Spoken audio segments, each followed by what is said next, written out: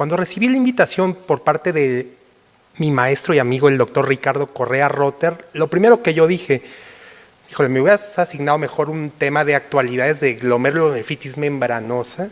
Creo que no es fácil estar exponiendo este tipo de situaciones, pero creo que dijimos que sí con mucho gusto, porque finalmente creo que una de las ventajas de contar con una de estas fundaciones es la gran ayuda con todo lo que va a ser la fundación.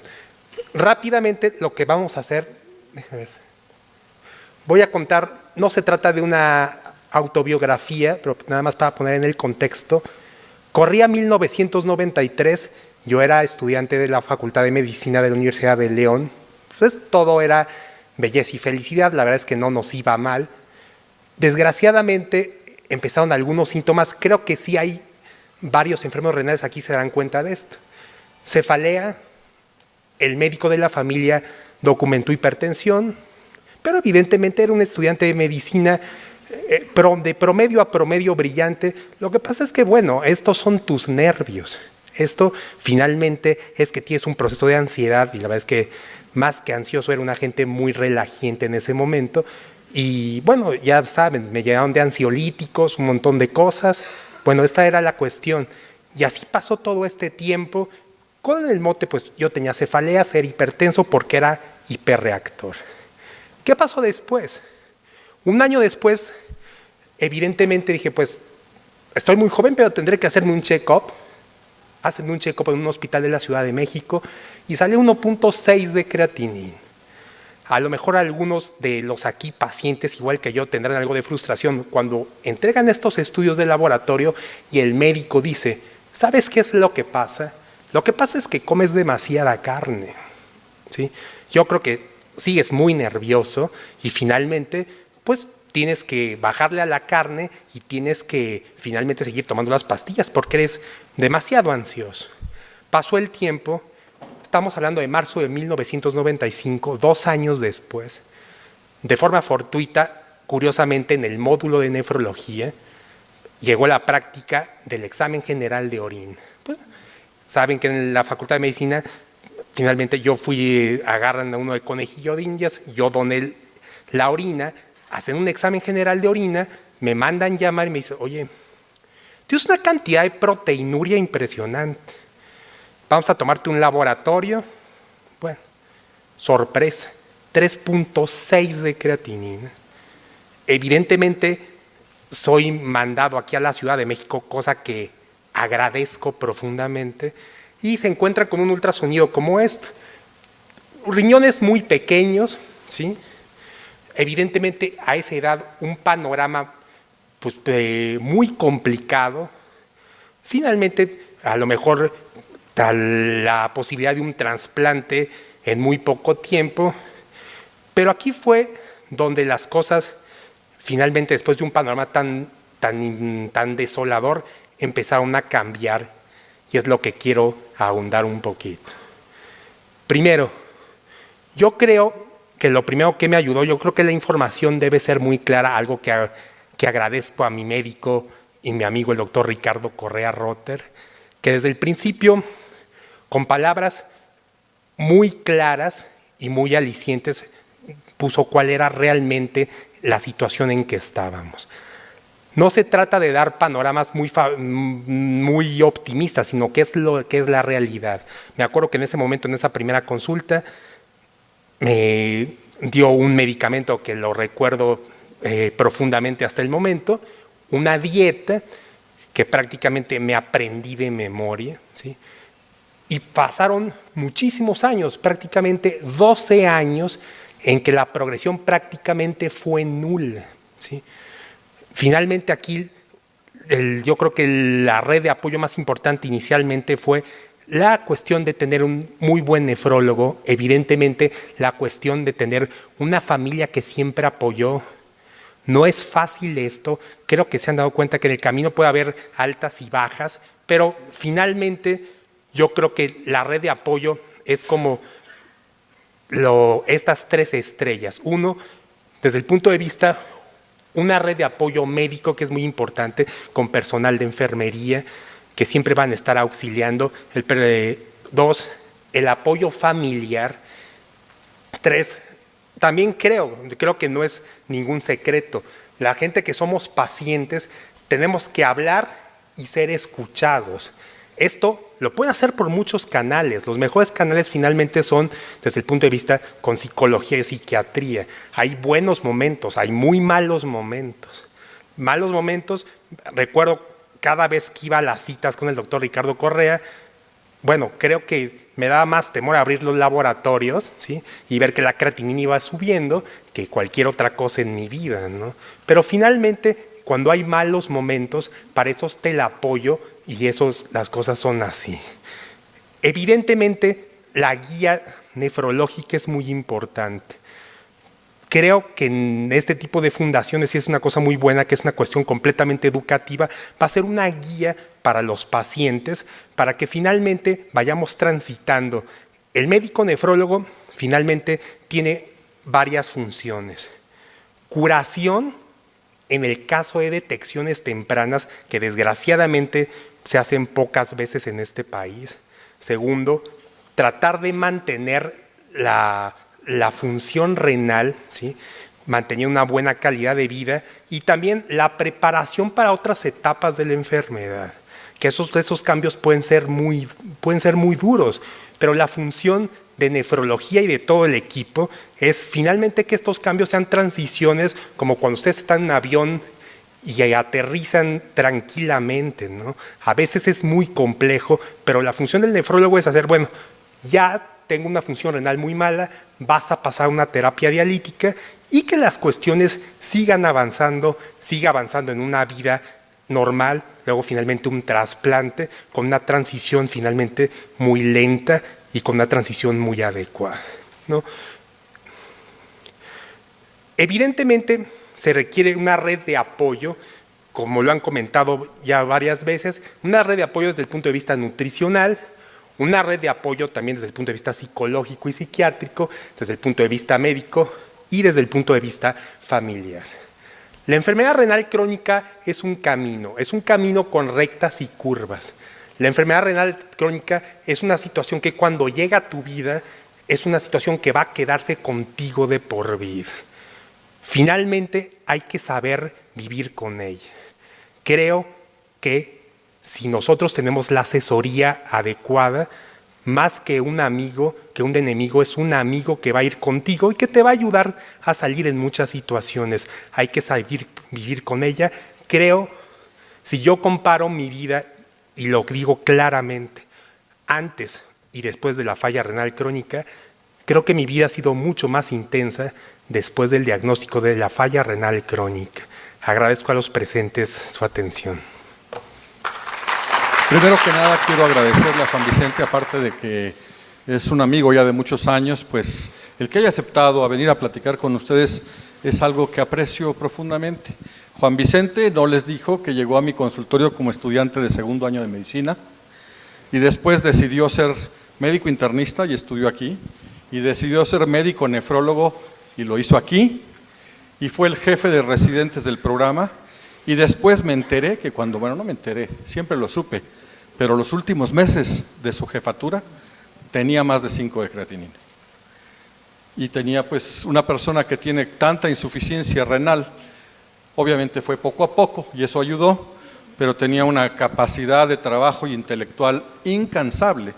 Poco tiempo después tuvo un trasplante, ya son muchos años que han pasado desde eso, pero es un ejemplo y muchas gracias. Está abierto para cualquier comentario o pregunta. Queremos que estos foros, aquí hay pacientes, familiares, el que quiera comentar, este es el micrófono y se los vamos a pasar nosotros personalmente. ¿Alguien tiene una pregunta? Allá. Sí, yo tengo una. Con lo que referenció usted, doctor, la creatinina, Sí, ¿no? ¿qué niveles uno debe de estar cuidando? Porque hablan del 1%, del 3%. Entonces, son parámetros que ustedes conocen bien. Yo en mi caso me dicen, yo no entiendo, ¿usted nos podría dar rangos de qué es malo, qué es bueno, qué es irregular, qué es intermedio? Sí, finalmente la creatinina, ya entramos en cuestiones técnicas, es algo que depende de la masa muscular. Una gente puede tener una creatinina de 1.3, 1.4 y estar relativamente normal si es una persona, bueno, un físico constructivista. Pero para no entrar en tantos detalles técnicos, finalmente vamos a tomar en cuenta que los valores de referencia de la creatinina por lo general siempre son abajo de 1. Eso es la normalidad. La creatinina se va elevando a medida que más alto está más mal está la función renal. En el caso, por ejemplo, del historial que les estamos poniendo, cuando se detectó con 1.7 de creatinina en mi historia, pues evidentemente había muchas cosas que hacer. Si yo hubiera llegado con el nefrólogo en ese momento y me hacen una biopsia renal, se hubiera sabido exactamente cuál es el origen del daño renal y se hubiera dado un tratamiento específico para eso. Cuando una persona tiene ya 3.7 de creatinina, ese es el equivalente, hay fórmulas automatizadas, de tener una función renal más o menos 18%, digámoslo en porcentajes para entendernos todos. Se supone que en teoría una enfermedad renal crónica requiere terapia sustitutiva, o sea, sustituir la función del riñón, cuando tenemos finalmente menos de 10% de la función renal. Las terapias sustitutivas son 3, las 2 diálisis, que es hemodiálisis y diálisis peritoneal, y el trasplante renal. Obviamente, en las primeras creatininas lo que está más cerca de 1, entre más vaya subiendo, es algo logarítmico, empeora la función renal. Si, por ejemplo, usted tiene 1 de creatinina y al año siguiente tiene 2, significa que perdió el 50% de la función renal. Si tiene 2 a 4, es el 50% de la función renal.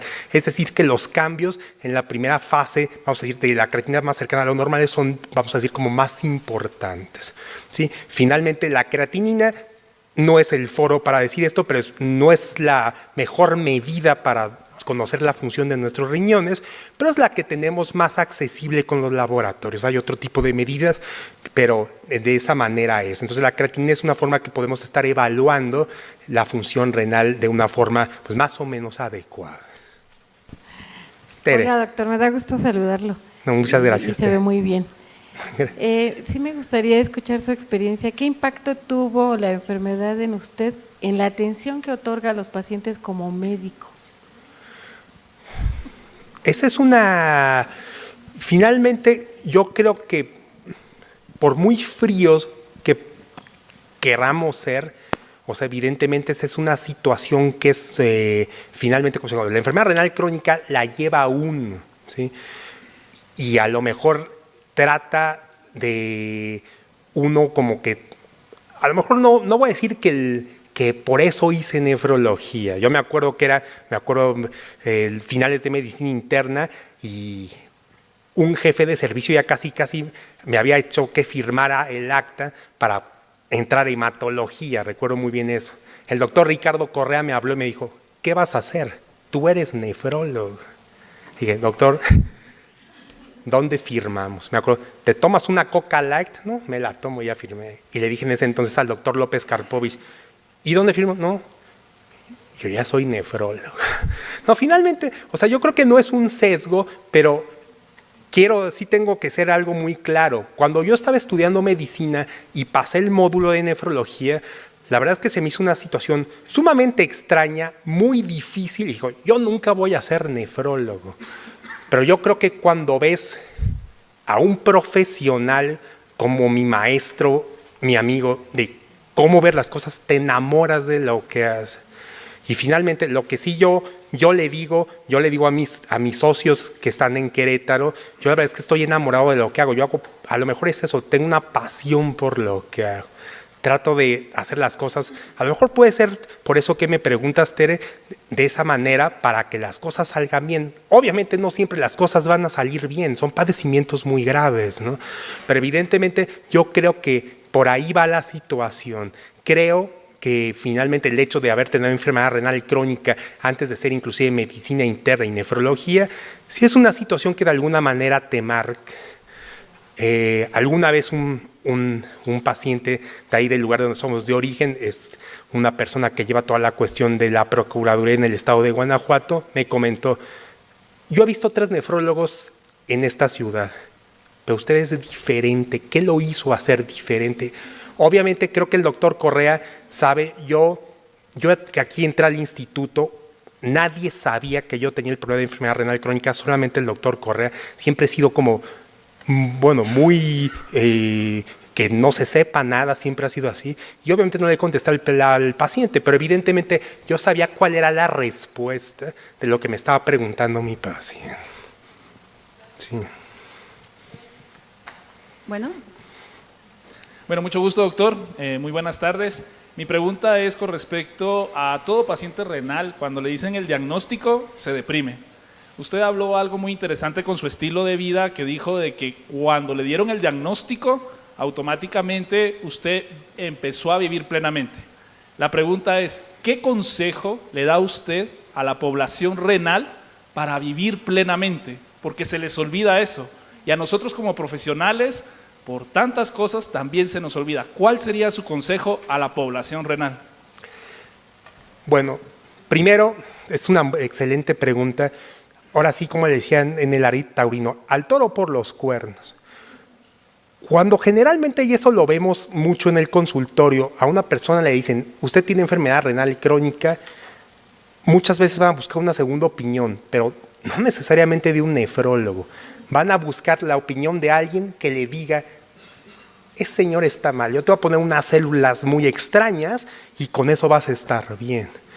Yo creo que lo primero que se tiene que hacer, se tiene que afrontar el proceso, ¿sí? Yo creo que eso es básico. Es difícil. Van a decir, hay veces que me han dicho los pacientes, pero es que usted no sabe qué es lo que se siente estar de este lado.